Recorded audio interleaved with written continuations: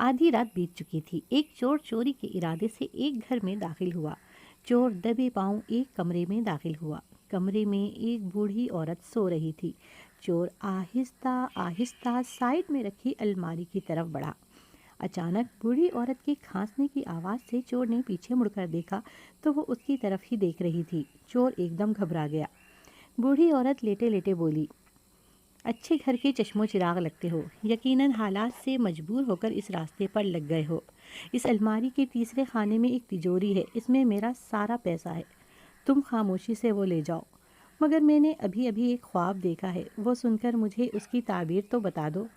चोर इस बूढ़ी औरत की रहमदिली से बड़ा मुतासिर हुआ और खामोशी से उसके पास जाकर बैठ गया। बूढ़ी औरत ने अपना ख्वाब सुनाना शुरू किया।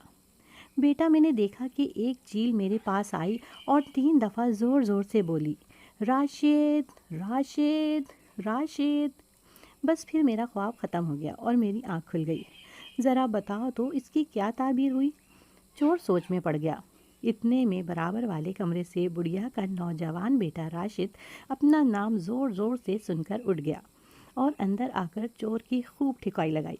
बुढ़िया बोली, अब बस करो, अब ये अपनी सज़ा भुगत चुका है। चोर चिल्लाकर बोला, नहीं नहीं, मारो मुझे और मारो, ताकि मुझे आइंदा याद रहे कि मैं चोर हूँ, कोई ख्वाबों की ताबीर बताने वाला नहीं।